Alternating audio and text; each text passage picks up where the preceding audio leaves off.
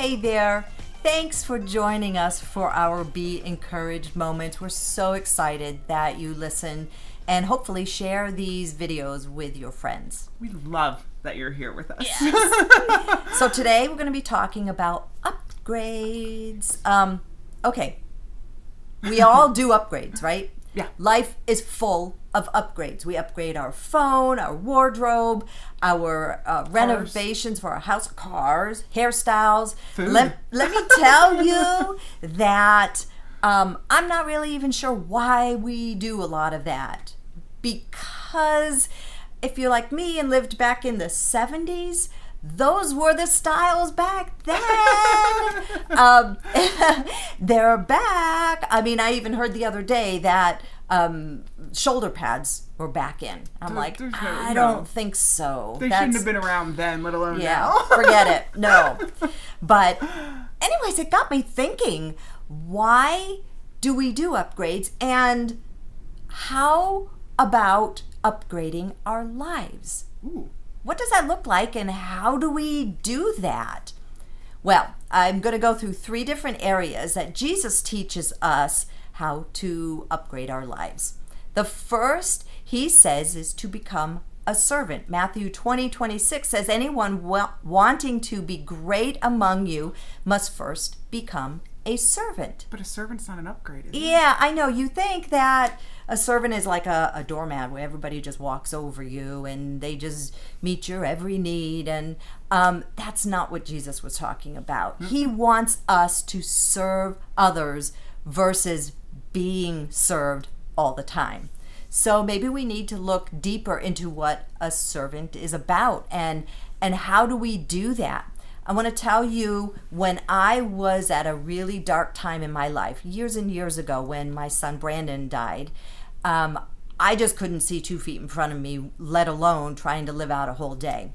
My house was becoming filthy dirty with these little fur balls of dust everywhere. My bathrooms, well, we won't go there. We won't go there. That's gross. So I didn't even know where my vacuum was to, and it was just in the hall closet. But it was a really hard time and I couldn't see what I needed to do. One day my doorbell rang and I went to the door and there was this lovely lady with her daughter from our church, and she had a little caddy filled with cleaning materials, cleaning sprays and bottles of stuff and toilet brushes, and then she also had her vacuum. And I'm like, what are you doing here? I'm not sure I understand. And she's like, I'm here to clean your house. I'm like, okay, you could clean all of this, but that bathroom back there, you could stay away from. Oh, no, she wouldn't take that. She wanted to clean everything. And I'll tell you, that meant so much to me. When we're going through something really difficult and somebody reaches out to serve you in that way, that was, you'll never forget that, ever. That's what you needed. Absolutely. And there was another instance where I had surgery and I couldn't lift my arms over my head, and my hair, it had been like 3 days and my hair was getting really gross and it really needed to be washed, but I couldn't do this.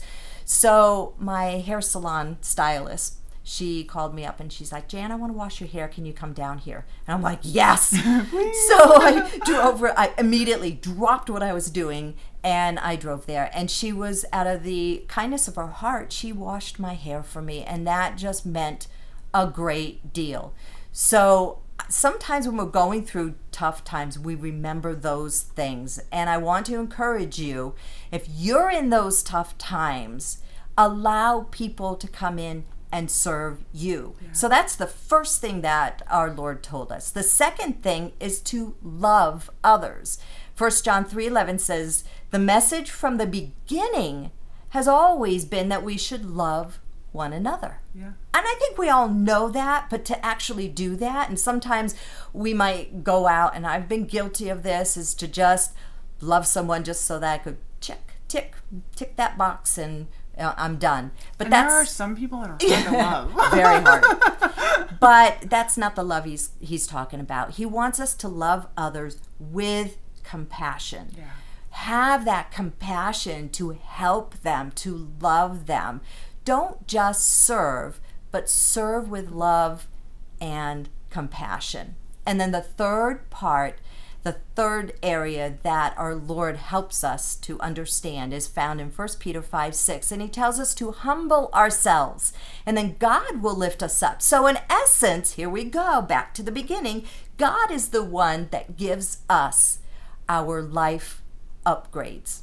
So you don't mean you're just doing it to brag about it? No! Oh. Okay, so, no. Here are 3 don'ts.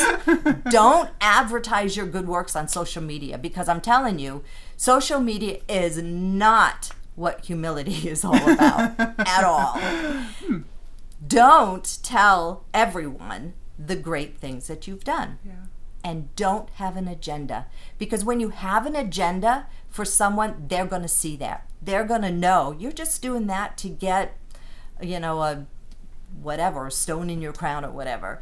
A jewel in your pocket. Whatever that's bragging privileges. Yeah, no. The people know that. So do it as something that's real and really compassionate. So here we go. Upgrading our lives is simply serving and loving others with humility. Yeah. Those 3 things. I really encourage you to seek out how you can serve someone, how you can love them with compassion, and do it with humility. How can you upgrade your life this month? Thank you for joining us for our Be Encouraged moments.